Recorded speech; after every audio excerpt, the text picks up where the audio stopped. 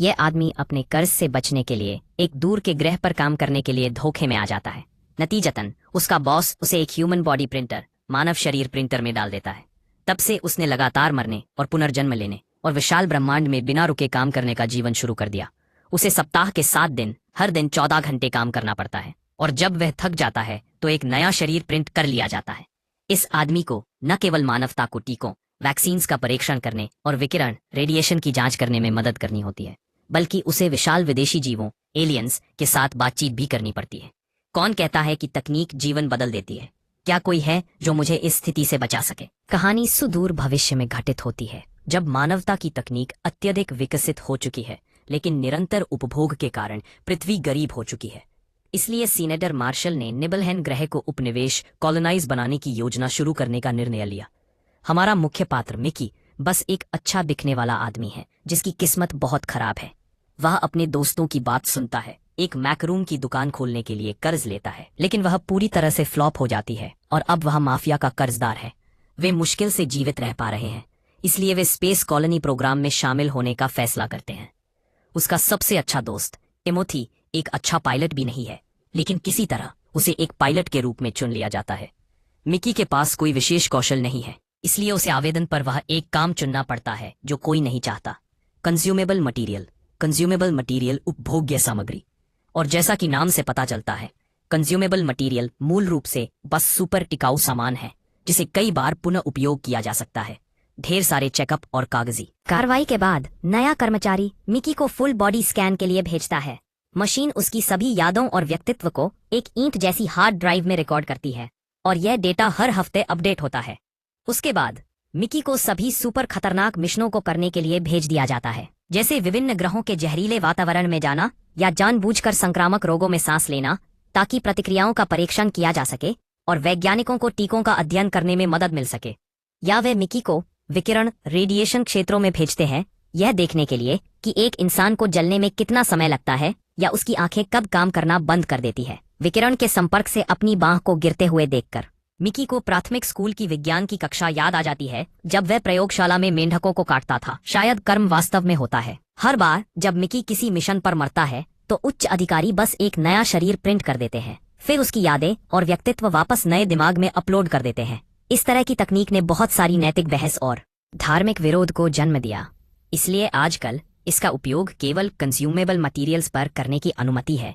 मूल रूप से जब से उसने अपनी आत्मा बेचकर उस अनुबंध पर हस्ताक्षर किए हैं, मिकी मौत और पुनर्जन्म से भरा जीवन जी रहा है। लगातार अंतरिक्ष में खतरनाक काम कर रहा है। मिकी का जीवन बहुत बेकार है, लेकिन उसे एक अच्छी चीज मिल गई, अपनी सहकर्मी नाशा के साथ प्यार। सौभाग्य से वह प्यारा रिश्ता ही है जिसने मिकी को पिछले 4 वर्षों से बनाए रखा है। वह और नाशा पूरे समय एक दूसरे का सहारा बने रहे हैं।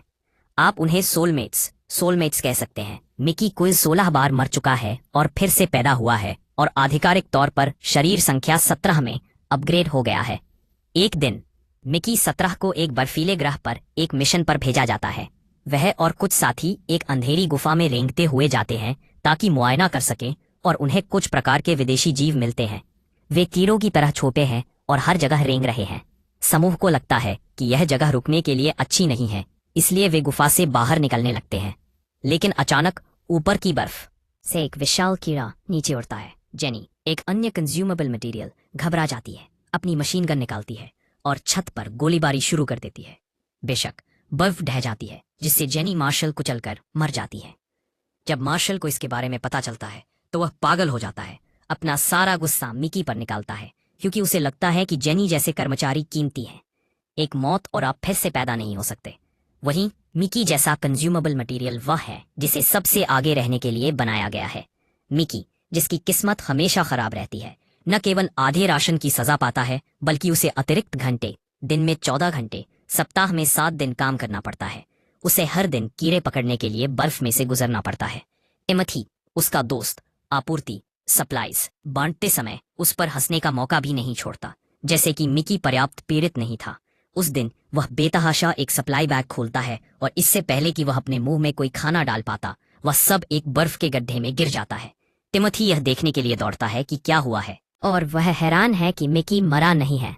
तभी एक विशाल कीड़ा आगे कूदता है और मिकी पर अपना जबड़ा खोलता है। अब आप सोच सकते हैं कि मिकी के लिए मौत डरावनी नहीं होगी, लेकिन वास्तविकता इसके विपरीत है। हर मौत उसके लिए एक भयानक अनुभव है। इसलिए जब वह अपनी आंखें खोलता है और देखता है कि कीड़े ने उसे नहीं मारा, तो वह बहुत भाग्यशाली महसूस करता है। लेकिन फिर विशाल कीड़ा मिकी को एक घोंसले में खींच ले जाता है और हजारों लार्वा उसकी ओर उमड़ पड़ते हैं। मिकी हताश है, सोच रहा है कि क्या वे उसे अपने बच्चों के लिए भोजन के रूप में मोटा करने की योजना बना रहे हैं। लेकिन कीड़ा और अन्य मिकी को नहीं खाते हैं। इसके बजाय वे सभी उसे गुफा से बाहर खींचने के लिए मिलकर काम करते हैं। मिकी ऊपर देखता है और उसे सफेद बर्फ के समुद्र के अलावा कुछ नहीं दिखता। शायद किस्मत पूरी तरह से उसके खिलाफ नहीं है, क्योंकि उसे जल्दी ही एक स्नोमोबाइल दिखाई देती है। मिकी पागलों की तरह उसकी ओर दौड़ता है, उस पर कूदता है और संघर्ष करते हुए वापस बेस पर पहुंचता है। वह खुद को घसीटते हुए डॉर्म में वापस जाता है और बिस्तर पर गिर जाता है, केवल यह पाने के लिए कि कोई और पहले से ही वहां है। पता चला कि मुख्यालय ने मान लिया था कि मिकी 17 मर चुका है, इसलिए उन्होंने पहले ही शरीर संख्या 18 प्रिंट कर लिया। क्लोन के नियमों के अनुसार यदि एक जैसे लोग दिखाई देते हैं और उनमें सामंजस्य नहीं बिठाया जा सकता, तो उन दोनों को खत्म करना होगा। अपनी जान बचाने के लिए मिकी 18 जल्दी से अपने पास रखी एक फायर कुल्हाड़ी फायर एक्स पकड़ लेता है। मिकी 17 को मारने और उसे हमेशा के लिए चुप कराने की तैयारी करता है। इससे पहले कि हम आगे बढ़े, हमें आपको इन क्लोनों के आसपास की कुछ कानूनी चीजों के बारे में बताना होगा। मानवता द्वारा मानव शरीर मुद्रण तकनीक विकसित करने के बाद एक बहुत महत्वपूर्ण व्यक्ति मनोवा था। यह आदमी मूल रूप से एक आपराधिक रिकॉर्ड वाला मानसिक रोगी था। मनोवा ने मानव शरीर मुद्रण तकनीक का उपयोग करके अपना एक सटीक कॉपी बनाया, जिसका उपयोग उसने नकली सबूत, एलिबाइज बनाने और क्रूर हत्याओं की एक श्रृंखला को अंजाम देने के लिए किया। सौभाग्य से पुलिस को उसकी हरकतों की भनक लग गई और उन्होंने दोनों मनोवा को गिरफ्तार कर लिया। लेकिन फिर ढेर सारी समस्याएं सामने आईं। क्या 2 मनोवा साथी थे या एक को दूसरे द्वारा नियंत्रित किया जा रहा था? क्या ये अलग अलग अपराध थे या यह एक ही व्यक्ति था जो पूरे समय काम कर रहा था? क्या उन्हें केवल आधा राशन मिलता है या प्रत्येक को पूरा हिस्सा मिलता है? कानूनी विशेषज्ञ, नैतिकतावादी, हर कोई अपना सिर खुजला रहा था। जब 2 मनोवा को पूछताछ के लिए रखा जा रहा था, एक बेघर व्यक्ति की बेरहमी से हत्या कर दी गई और हत्यारा एक तीसरा मनोवा क्लोन था। इस पूरी घटना ने तुरंत दहशत फैला दी और मानव शरीर मुद्रण तकनीक और भी अधिक जांच के दायरे में आ गई। इस समस्या को हल करने के लिए एक के बाद एक बैठकें हुईं। अंत में मार्शल ने निर्णय लिया कि मानव शरीर मुद्रण एक घृणित कार्य है, शैतान की रचना है, लेकिन उन्होंने जोर दिया कि हमें मानवता को लाभ पहुंचाने के लिए इस तकनीक का जिम्मेदारी से उपयोग करने का तरीका पता लगाना होगा। मार्शल ने सख्त निगरानी के तहत ऑफ वर्ल्ड, पृथ्वी से बाहर मानव शरीर मुद्रण तकनीक का परीक्षण करने का प्रस्ताव रखा। प्रत्येक ग्रह, प्रत्येक अभियान को केवल एक क्लोन की अनुमति दी जाएगी, वही कंज्यूमेबल मटेरियल जिसके बारे में हम पहले बात कर रहे थे। यदि प्रक्रिया के दौरान कई क्लोन सामने आते हैं, तो मार्शल ने इससे निपटने और सभी व्यक्तियों को स्थायी रूप से खत्म करने का वादा किया। कहानी पर वापस आते हैं। क्लोन 18 ने क्लोन 17 को बेहोश कर दिया है और उसे नष्ट करने के लिए पुनर्जन्म मशीन, रीइंकार्नेशन मशीन में धकेलने की तैयारी कर रहा है। क्लोन 17 सुझाव देता है कि वे काम को बांट ले और बारी बारी से आराम करें। इस तरह वे दोनों कम थकेंगे। क्लोन 18 को यह समझ नहीं आता, वह पहले ही कितनी बार मर चुका है और वह अभी भी मौत से डरता है। बर्फ पर मृत्यु के निकट के अनुभव ने ही क्लोन 17 के मौत के नजरिए को बदल दिया है। भले ही उसका शरीर बायोजेल से बनाया गया हो और उसकी यादें उन ईंट जैसी हार्ड ड्राइव के माध्यम से उसके मस्तिष्क में स्थानांतरित हो जाती हो, वह केवल मरने के लिए क्यों जिए? दुर्भाग्य से क्लोन 18 इन शब्दों से आश्वस्त नहीं होता है और वह जबरदस्ती क्लोन 17 को पुनर्जन्म मशीन में धकेल देता है। इस नाजुक पल में टिमोथी अचानक कमरे में एक कार्ड धकेलता है, जिससे वे दोनों चौंक जाते हैं और छिपने के लिए इधर उधर भागते हैं। स्थिति को देखते हुए यह पूरी बात नैतिक दृष्टिकोण से गंभीर रूप से गड़बड़ है। वे अंतरिक्ष में गए और आप्रवासन कार्यक्रम में शामिल हुए और वे अभी भी संदिग्ध चीजें करने की योजना बना रहे हैं। इस तरह क्लोन 18 गुस्से वाले भाव से दृश्य को देखता है और क्लोन 17 से पूछता है, तुमने उस बच्चे को क्यों नहीं मारा? इससे पहले टिमोथी ने मिकी को दुकान खोलने के लिए धोखा दिया था और अधिकांश ऋण मिकी के नाम पर थे। क्लोन 17 चौंक जाता है। क्लोन 18 उसकी बात नहीं सुनता और स्मो बादशाह बाहर भागता है और टिमोथी को पुनर्जन्म मशीन में धकेल देता है। हकीकत में आप यहाँ मिकी के व्यक्तित्व में अंतर स्पष्ट रूप से देख सकते हैं। जब उन्होंने क्लोन 18 को प्रिंट किया तो कर्मचारियों ने कुछ सीरिंज गिरा दी थी, जिससे उसका व्यक्तित्व विकृत हो गया। इस समय टिमोथी अपने शरीर को थामने के लिए अपनी पूरी ताकत लगा देता है। मिकी से मदद की भीख मांगता है, लेकिन क्लोन 18 अब पहले जैसा आज्ञाकारी नहीं है। वह एक जलती हुई छड़ी पकड़ लेता है और टिमोथी को चाकू मारने की तैयारी करता है। हालांकि कुछ कर्मचारी अचानक दिखाई देते हैं। क्लोन 17 जल्दी से छिपने की जगह ढूंढता है। बाद में वह अपना सिर नीचे करता है और टिमोथी को चेतावनी देता है, अपना मुंह बंद रखना, बकवास मत करना। क्लोन 18 के उन धमकी भरे शब्दों को कहने के बाद वह टिमोथी को ऊपर खींचता है। टिमोथी शायद उस तरह का व्यक्ति है जो ताकतवर के सामने कमजोर है और वह इस सच्चाई को उजागर करने की हिम्मत नहीं करता कि उसे अभी नीचे धकेला गया था। उसके बाद क्लोन 18 नाशा को गले लगाता है और चला जाता है। उसका हाथ ठीक से व्यवहार नहीं कर रहा होता जब वह उसे उस पर रखता है, लेकिन क्लोन 17 एक कोने में छिपा है। उसकी आंखें फटी की फटी रह जाती हैं। वह मेरी प्रेमिका है, समझे? वह चुपके से उन दोनों के पीछे डॉर्मेट्री तक रेंगता है। अप्रत्याशित रूप से रास्ते में प्रबंधक द्वारा उन्हें रोक लिया जाता है। ऐसा लगता है कि मार्शल किसी तरह का प्रचार कार्यक्रम आयोजित कर रहा है और एक भाग्यशाली कर्मचारी और उसके परिवार को एक साथ रात का खाना खाने के लिए चुनना चाहता है। भाग्यशाली कर्मचारी को एक निजी रेस्तरां में ले जाया जाता है। आपको पता होना चाहिए कि सामान्य कर्मचारी केवल प्रोसेस्ड फूड ही खा सकते हैं और राशन बहुत सख्ती से नियंत्रित होता है। क्लोन 17 को आखिरकार स्वादिष्ट खाना खाने का मौका मिलता है। वह ध्यान से लगातार खाता और पीता रहता है। कुछ ही देर बाद जेनी की दोस्त काई को भी मेज पर आमंत्रित किया जाता है। मार्शल और उसकी पत्नी काई की जीन्स को देखते हैं और सोचते हैं कि वह एक आदर्श मॉडल कॉलोनिस्ट है। वे कहते हैं कि वह इस ग्रह पर प्रजनन के लिए आवेदन करने के लिए एकदम सही उम्मीदवार है। यह सुनने के बाद काई तुरंत नाखुश हो जाती है। क्या तुम लोग मुझे सिर्फ एक गर्भाशय के रूप में देखते हो? श्रीमती मार्शल जल्दी से स्पष्ट करती है। हम महिलाओं को प्रजनन के लिए मशीन नहीं बनाना चाहते हैं। मार्शल का एकमात्र लक्ष्य केवल शुद्ध नस्ल के मनुष्यों के लिए एक ग्रह का मालिक बनना है। एक ऐसा ग्रह जिसमें वास्तविक कृषि उत्पाद और मांस हो, जहां हर कोई उत्तम सॉस के साथ रात के खाने का आनंद ले सके। सॉस सभ्यता का एक आकर्षण है, कच्चा मांस खाना बर्बर लोगों का काम है, मार्शल कहता है। क्लोन 17 अपनी प्लेट को देखता है। वहां केवल कच्चे मांस का एक टुकड़ा है, जो काई की भोजन की उत्तम प्लेट से बिल्कुल अलग है। मार्शल और उसकी पत्नी वास्तव में क्लोन 17 को निम्न वर्ग का व्यक्ति मानते हैं। काई को खुश करने के लिए वे जेनी के लिए प्रार्थना करने का नाटक करते हैं। इससे पहले कि वे बोलना समाप्त कर सकें, क्लोन 17 अचानक ऐंठन के साथ जमीन पर गिर जाता है। पता चला कि मार्शल ने उसे कृत्रिम मांस खिलाया था। चूंकि तकनीक सही नहीं है, इसलिए मांस में मौजूद ग्रोथ हार्मोन के कारण क्लोन 17 का शरीर चकत्ते से ढंक जाता है। पता चला कि यह भोजन सिर्फ एक जाल था। मार्शल केवल क्लोन 17 पर कृत्रिम मांस का परीक्षण करना चाहता था। मार्शल तुरंत शोध कर्मचारियों को उनके द्वारा विकसित विशेष दर्द निवारक लाने के लिए बुलाता है। हालांकि जब वे दवा का इंजेक्शन लगाते हैं तो क्लोन 17 का दर्द न केवल नहीं रुकता, बल्कि वह एक घायल मछली की तरह तड़पने लगता है।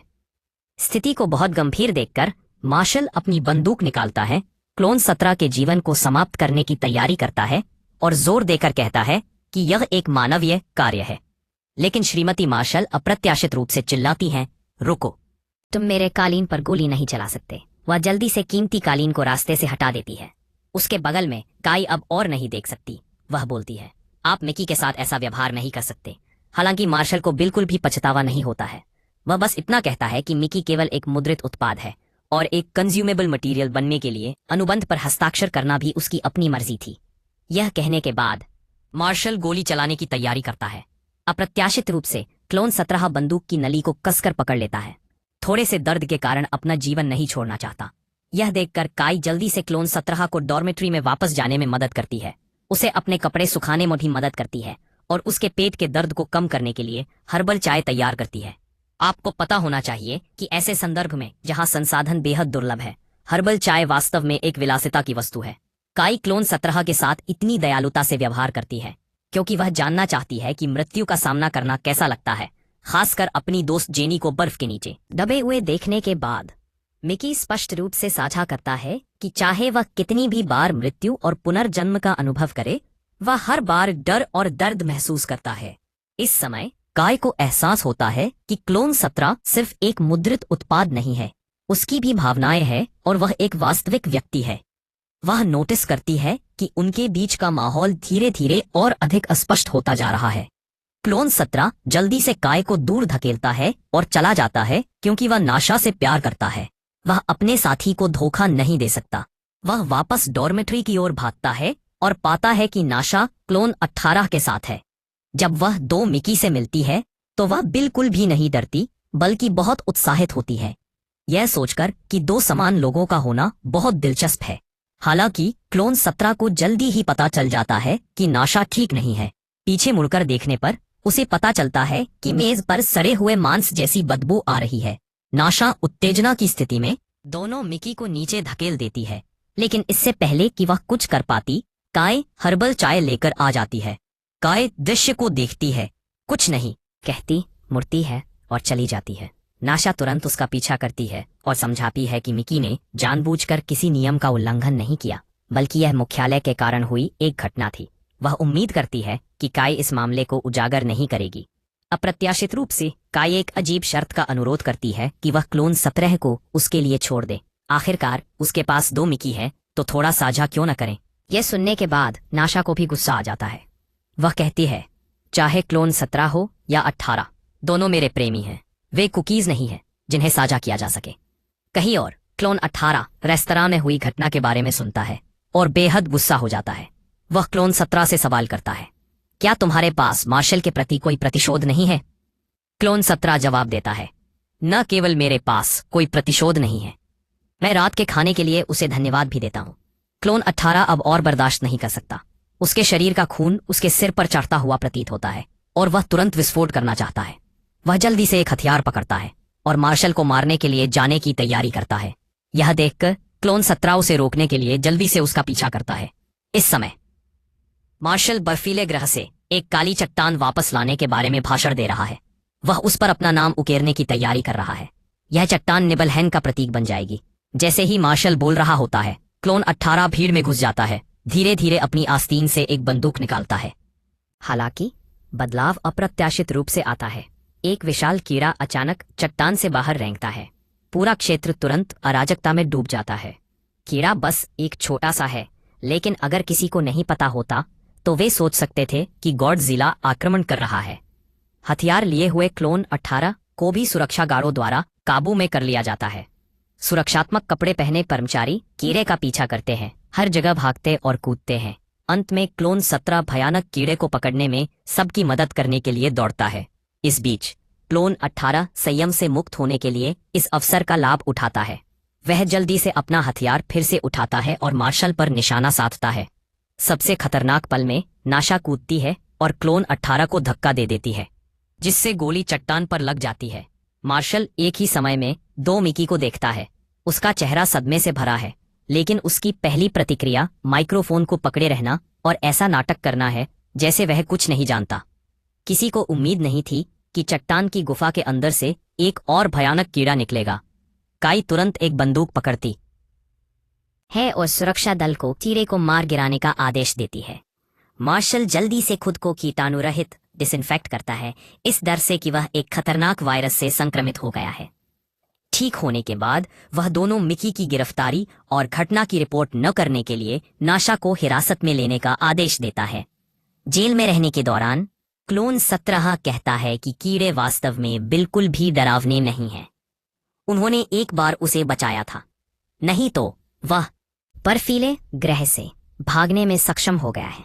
यह सुनकर नाशा बेहद खुश है और वैज्ञानिक समुदाय को रिपोर्ट करने का प्रस्ताव रखती है कि कैसे इन कीड़ों ने एक मानव जीवन बचाया।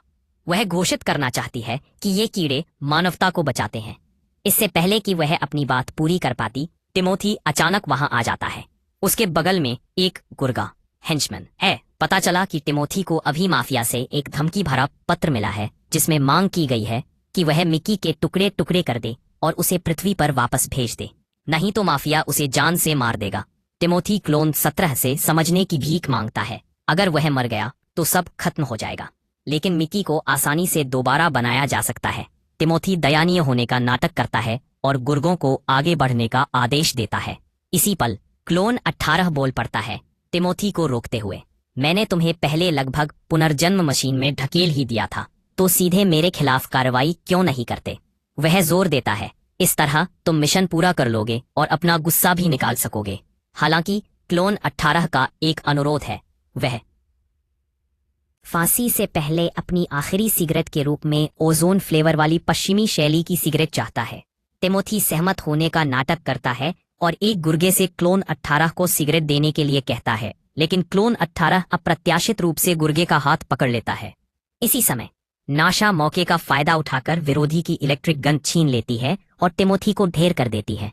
बाद में उसे एक चाबी मिलती है और वह जेल का दरवाजा खोल देती है।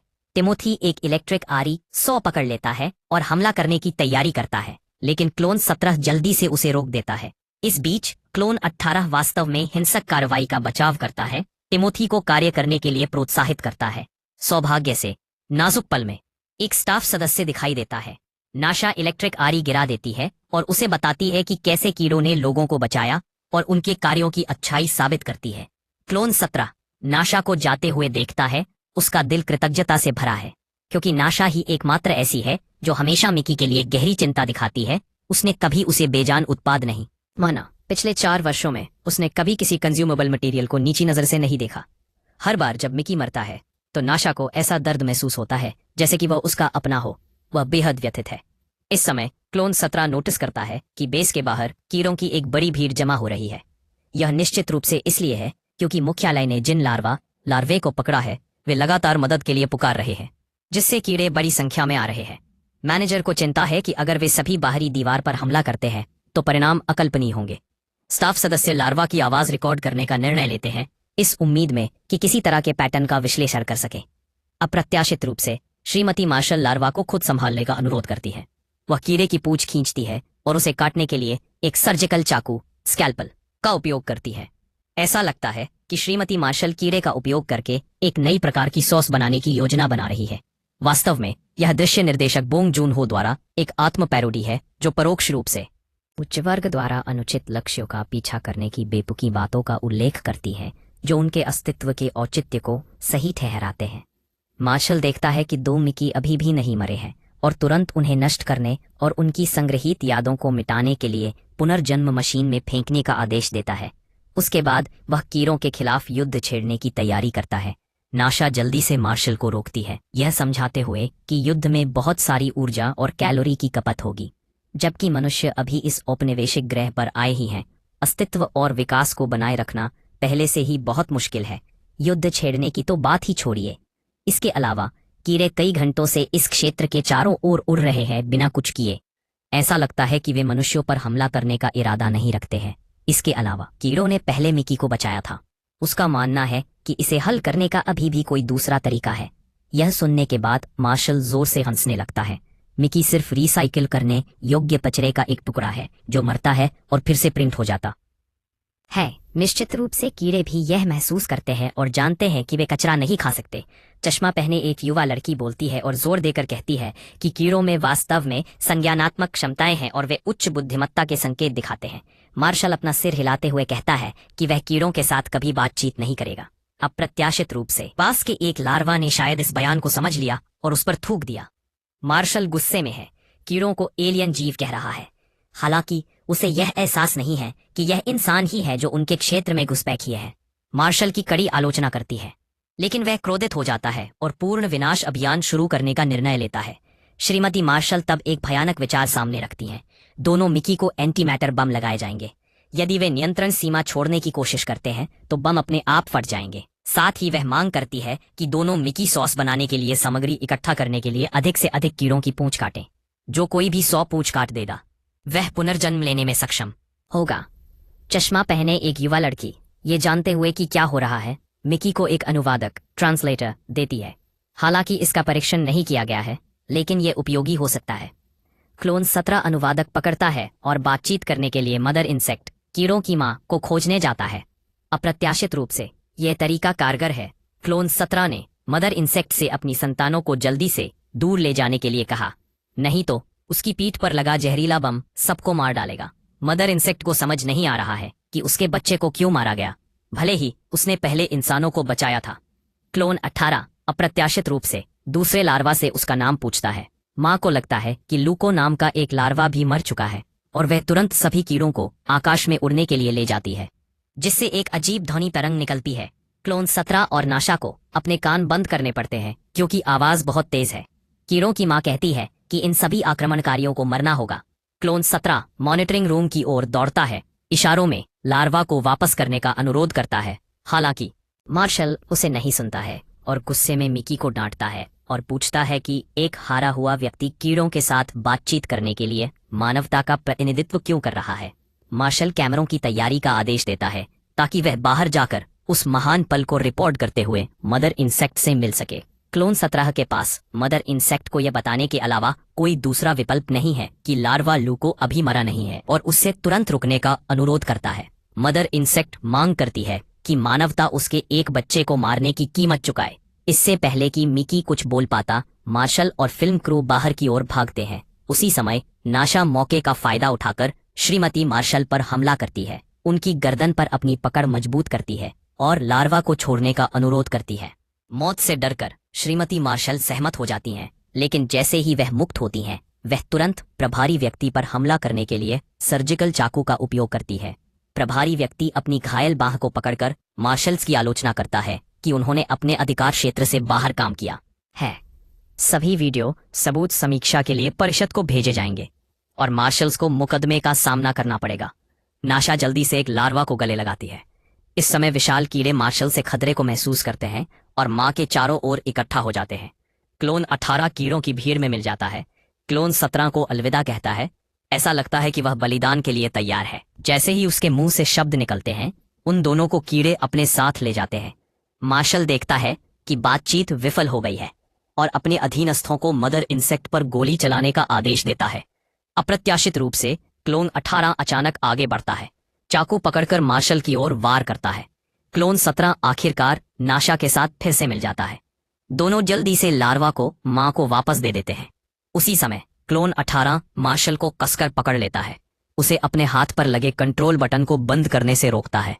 क्लोन 18 आंसुओं के साथ आखिरी बार क्लोन 17 को देखता है और फिर अपने शरीर से जुड़े बम को विस्फोट कर देता है।